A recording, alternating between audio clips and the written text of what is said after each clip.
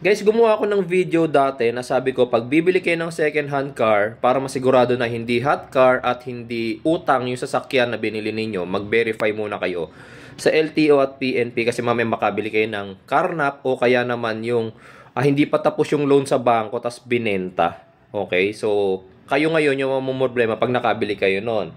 Kaya sabi ko, mahalaga yung verification sa LTO at PNP para maiwasan yung ganong senaryo. Tapos ito, meron akong nabasa, medyo matagal na pala tong comment niya. Pero marami pa rin kasing nagko-comment doon sa comment niya. Okay, so ito yung comment ni Sir, sabi niya. Sir, hindi po ako sang-ayon sa sinabi mo na pag nakarehistro at hindi hot car sa PNP at LTO ay okay na. Mali po kayo dyan. Ano po ang basis mo na hindi hot car? Ganito yan. Kasi pag hindi ka nakakapag-report, ang may-ari na ninakaw ang sasakyan niya, natural na makakalusot ka sa LTO at PNP. Which is true. Problem mo ngayon, after mabili, pag nag-report na ang nanakawan na may-ari ng sasakyan, kahit nabigyan ka ng clearance ng PNP, LTO, huhulihin ka pa din at kakasuhan ng violation ng anti-carnapping law at theft. Irrelevant po ang intention nyo or good faith. Kulong ang labas mo dyan. Nawalan ka na ng pera na capital ginamit ang pagbili ng sasakyan, nakuhanan ka pa ng sasakyan at pakasuhan ka at kulong ka pa. Kuha mo, sir. Okay, sir. Hindi ko alam. Sir, pag nakarnap ba ang sasakyan mo, ano bang ginagawa mo? Umuuwi ka muna? Kumakain ka muna sa bahay? Natutulog ka muna?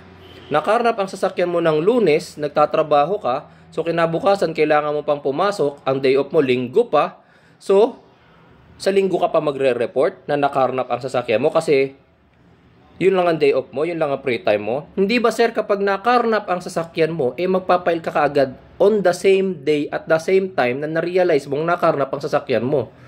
Pumarking ka sa mall, pagbalik mo sa parking area, wala na doon yung sasakyan mo, umuwi ka muna, baka na-misplace lang. 'Di ba? Baka kinuha lang ng kapatid mo, 'di ba?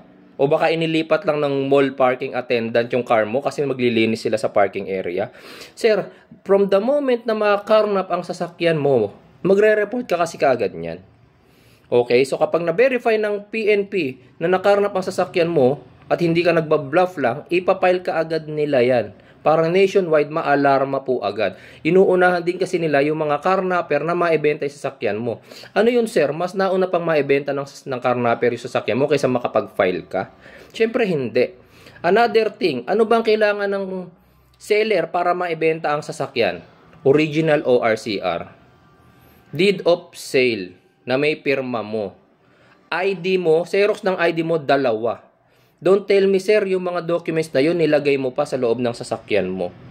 Kaya nung nakarnap, naibenta agad ng carnapper, abay magaling kang owner, 'di ba? Syempre, since ako sa totoo lang, lahat ng sasakyan ko, ang mga original documents niya nasa bahay lang. May Xerox 'yan.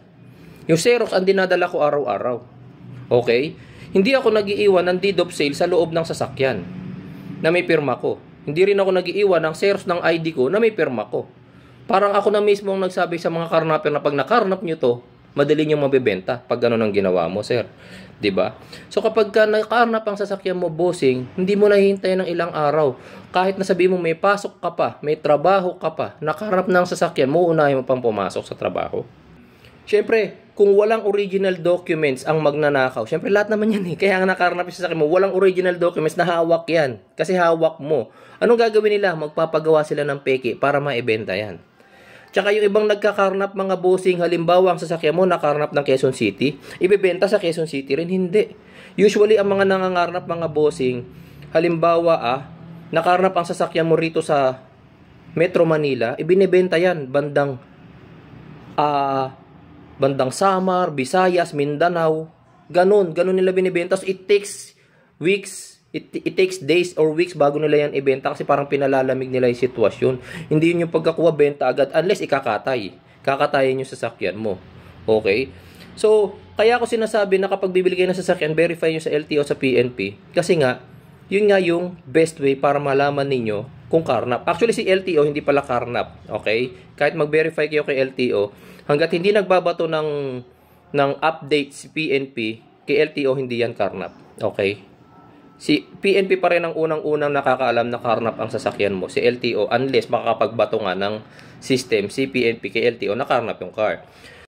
Pero ito may point pa rin naman ng konti si bossing dyan kasi may tendency pa rin na nag-verify ka nga bago mo bilhin, tapos after ilang months or years, bakit na-alarma siya sa PNP? Ano yung mga sasakyan na yon? Sila mga bossing, yung mga sasakyan na hatak na ng bangko, kaso itinakas nung owner, hindi niya sinole sa bangko yung sasakyan, tapos ibinenta niya. Okay, so si bangko ngayon, hindi na niya mahanap kung nasaan yung sasakyan. Hindi na niya mahanap kasi nga ibinenta na nung owner or sinabi ng owner na nawawala yung sasakyan. So wala nang paghahatakan si bangko. Okay, so syempre, ikaw nabili mo na halimbawa last year pa, April last year. Tapos si bangko ngayon, hinahatak na yung sasakyan, wala siyang mahatak na sasakyan. Ipapa-alarma niya ngayon kay LTO. Okay, na itong sasakyan na to, pinautang namin to sa gantong tao at hindi na nagbabayad. Ngayon, nahahatakin namin, wala sa kanya yung sasakyan. So, paki-alarma na. Okay, so ikaw ngayon is, pag sa'yo nakuha yung sasakyan, yun nga may kaso ka. Pero, maiiwasan mo yan kung nag-verify ka naman sa LTO. Bakit? Kasi nga, sa LTO naman mga bossing, ang mabe-verify mo doon is kung may utang sa bangko yung sasakyang binibili mo.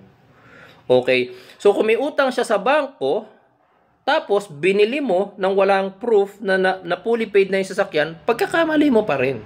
Pagkakamali mo pa rin, di ba? Kasi ang lagi ko sinasabi, pag bibili kayo ng sasakyan na utang sa bangko, hindi naman masama. Okay, hindi naman masama. Pero make sure na kayong bibili ninyong sasakyan is fully paid na. Ano ba ang kailangang documents para malaman ninyong fully paid na sasakyan? Yung release of chattel mortgage. Yung chattel mortgage is yung documents nung nangutang siya. Yung release of chattel mortgage or cancellation of chattel mortgage, yun ang documents mga bossing na nagpapatunay na bayad na yung sasakyan. Ngayon, ikaw bumili ka na walang release of chattel mortgage, kasalanan mo pa rin. So, hindi mo isisisi sa LTO at sa PNP na nag-verify ako sa inyo, ganito yung lumabas. 'Di ba? Lumabas na pala sa LTO na may utang siya, binili mo pa rin eh. Negligence mo na yon, bossing. Okay, so ulitin ko, kapag bibili po kayo ng second hand car para maiwasan na makabili kayo ng carnap, hot car, tsaka nung tinakas na utang na sasakyan na hindi binayaran, kasi sooner, months or years nga hahabulin kayo dyan ng bangko, verify nyo muna sa LTO and PNP. Kung hindi nga hot car at walang utang, yung sasakyan na bibilhin ninyo. Dapat fully paid po at kompleto na ng documents po. Okay? Verify nyo muna sa LTO and PNP. Kung hindi nga hot car at walang utang, yung sasakyan na bibilhin ninyo. Dapat fully paid po at kompleto na ng documents po. Okay?